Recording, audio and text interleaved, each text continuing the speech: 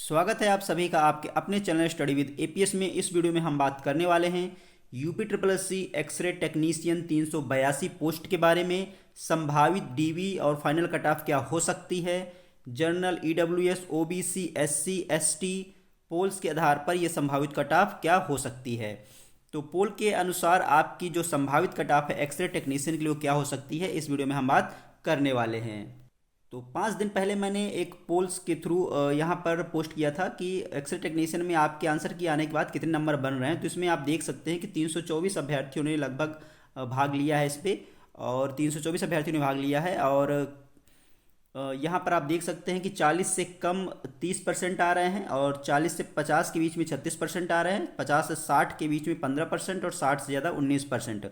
अगर सही से अभ्यर्थियों ने पोल किया है तो ये आपका डाटा यहाँ पर आ रहा है। अब इस डाटा का हम एनालिसिस करेंगे।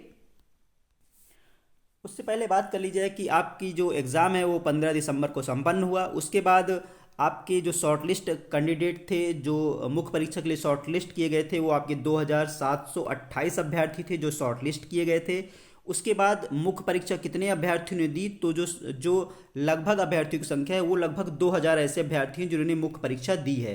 लगभग 2000 अभ्यर्थी हैं। अगर हम डाटा 2000 लेके चलेंगे इसमें कि लगभग 2000 अभ्यर्थियों ने परीक्षा दी है, तो उसके अनुसार संभावित कट ऑफ आपकी क्या हो सकती है, कितने अभ्यर्थियों को डीवी के लिए बुलाया जा सकता है। तो अगर 2000 अभ्यर्थी समथिंग, इसलिए क्योंकि ऐसे अभ्यर्थी भी इसमें शामिल थे जिनके पास वैलिड डिप्लोमा नहीं था और उन्होंने फॉर्म अप्लाई किया था। तो यूपी ट्रिपल एस क्योंकि इस समय स्ट्रिक्ट है, क्योंकि वैलिड जो आपके पास डिप्लोमा है, जो अनिवार्य अर्हता वहाँ पे मांगी गई है, नोटिफिकेशन जो दी हुई है, वही अभ्यर्थी ही एग्ज़ाम दे। और इसको मेंशन भी किया था यूपी ट्रिपल एस सी ने एडमिट कार्ड में।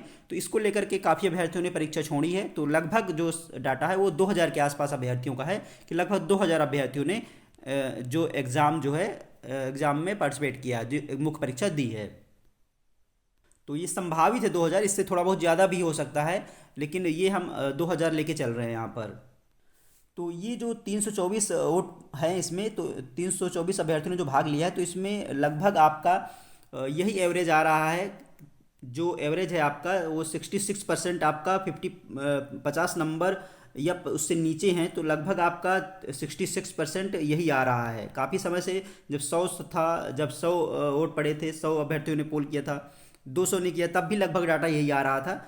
तो अभी तक जो भी डाटा मिला है उसके अकॉर्डिंग मैं यहाँ पे संभावित कट ऑफ आपकी बता दूँ। पहले अगर हम इतना लेके चलेंगे 30%, 40 से कम अभ्यर्थी हैं, अगर 2000 हमने टोटल अभ्यर्थियों की संख्या ली है, तो उसके अनुसार 40 से कम ऐसे कितने अभ्यर्थी हो सकते हैं ऐसे कितने अभ्यर्थी हो सकते हैं जिनके 40 से कम नंबर है।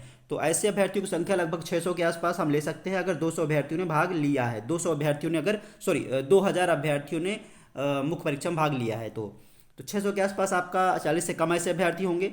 और 40 से 50 के बीच में अगर बात की जाए तो लगभग आपकी ये संख्या 720 के आसपास जाएगी। उसके बाद अगर बात की जाए 50 से 60 के बीच में 15% है, तो लगभग आपकी ये 300 रहेगी, और 300 अभ्यर्थी होंगे। उसके बाद अगर 60 से ज़्यादा की बात करें तो यहाँ 380 अभ्यर्थी 60 से ऊपर रहेंगे। उसके बाद यहाँ पर आप देख रहे हैं कि 60 से ऊपर 19% अभ्यर्थी 60 नंबर या 60 नंबर से ज़्यादा हैं। तो यहाँ पर ऐसे अभ्यर्थी जिन्होंने सही अगर इन्होंने पोल किया है, अगर सही पोल किया है, तो संभावित कट ऑफ क्या हो सकती है। तो अगर बात की जाए डीवी के लिए, तो डीवी के लिए अगर बात की जाए तो 1100 के आसपास आपके अभ्यर्थी लगभग अभ्यर्थी बुलाए जा सकते हैं डीवी के लिए। तो 1100 के आसपास अभ्यर्थियों को डीवी के लिए बुलाया जा सकता है। संभावित डाटा है कि 1100 के आसपास अभ्यर्थी डीवी के लिए बुलाए जा सकते हैं। तो अगर 1100 अभ्यर्थियों को डीवी के लिए बुलाया जा सकता है, तो 45, अगर मैं इस कैटेगरी में बात कर रहा हूँ, जनरल ओबीसी और ईडब्ल्यूएस, इस कैटेगरी में बात कर रहा हूँ, और ये अभ्यर्थी डीवी के लिए बुलाए जा सकते हैं 45 या 45 से जिन अभ्यर्थियों के ज़्यादा मार्क्स बन रहे हैं।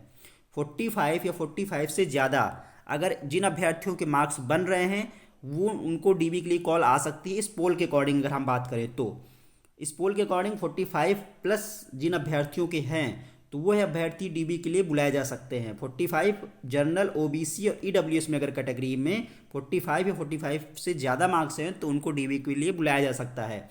और अगर एससी एसटी की बात की जाए तो 40 से नीचे अब हो सकती है, 35-40 के आसपास समथिंग हो सकती है।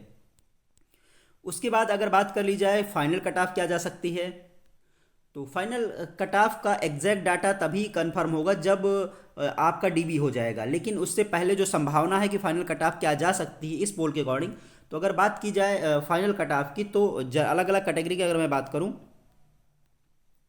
तो अगर यहाँ पर जनरल कैटेगरी की अगर बात की जाए तो जनरल कैटेगरी में जो कट ऑफ है फाइनल कट ऑफ वो 50 ± 2, 50 ± 2 आपकी जनरल कैटेगरी में हो सकती है संभावित कट ऑफ। अब ऐसा भी हो सकता है कि आप इस कट ऑफ से इस कट ऑफ से संतुष्ट ना हो, ऐसा भी हो सकता है, लेकिन ये एक संभावित कट ऑफ है जो मैं आपको बता रहा हूँ कि लगभग इतनी हो सकती है इस पोल के अकॉर्डिंग। फाइनल कट ऑफ वैसे डीबी के बाद ही एग्जैक्ट बता सकते थे, लेकिन फिर भी मैं आपको एक संभावित कट ऑफ बता दे रहा हूँ यहाँ पे कि अगर एससी की बात जनरल की अगर बात की जाए तो जनरल कैटेगरी मैंने आपको बता दिया 50 ± 2। उसके बाद अगर ईडब्ल्यूएस की बात की जाए, ओबीसी की बात की जाए, इन दोनों कैटेगरी में आपकी ईडब्ल्यूएस और ओबीसी में 48 ± 2 समथिंग कट ऑफ आपकी इनकी हो सकती है। उसके बाद अगर एससी और एसटी की बात की जाए तो एससी की जो कट ऑफ है वो आपकी एससी की जो कट ऑफ है वो 40 के आसपास हो सकती है। एससी की कट ऑफ आपकी 40 के आसपास हो सकती है। उसके बाद अगर एसटी की बात की जाए तो एसटी की कट ऑफ आपकी 35 से 40 के बीच में आपकी एसटी की कट ऑफ जा सकती है। तो इस तरीके से ये कट ऑफ आपकी एक्सरे टेक्नीशियंस के लिए हो सकती है एक 382 पोस्ट के लिए। तो डीबी के लिए अगर बात की जाए तो डीबी के लिए जो 3 कैटेगरी मैंने आपको बताई, जनरल, ईडब्ल्यूएस, ओबीसी, अगर इनके 45 या 45 प्लस अगर इनके मार्क्स हैं तो ये डीबी के लिए बुलाए जा सकते हैं। तो 45 या 45 प्लस जिनके अभ्यर्थी हैं वो डीबी के मार्क्स हैं तो डीबी के लिए बुलाया जा सकता है इन अभ्यर्थियों को।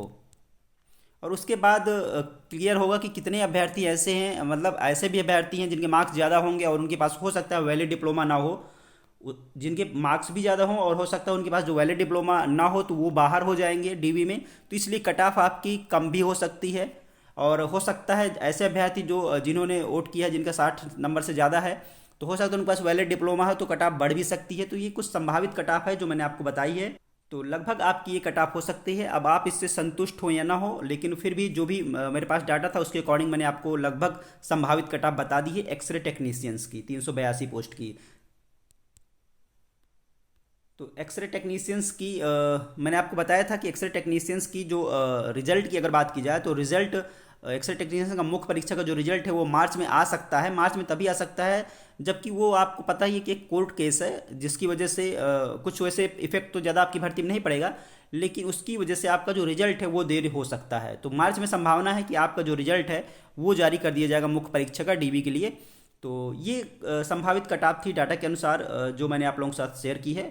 तो अगर आप संतुष्ट हैं तो ठीक है, अगर नहीं संतुष्ट है तो आप कमेंट बॉक्स में एग्जैक्ट जो भी कट ऑफ आप अपने अकॉर्डिंग बता सकते हैं कि डीबी के लिए क्या कट ऑफ हो सकती है, फाइनल कट ऑफ क्या जा सकती है, वो आप कमेंट बॉक्स में कर सकते हैं। तो ये महत्वपूर्ण वीडियो था। वीडियो पसंद आया हो लाइक कर लीजिएगा। चैनल पे अगर आप नए हो तो चैनल को सब्सक्राइब कर लीजिएगा क्योंकि कोई भी अपडेट होती है वो आपको इस चैनल के माध्यम से मिलती रहती है। तो चलिए दोस्तों, मिलते हैं आपसे नेक्स्ट वीडियो में। जय हिंद।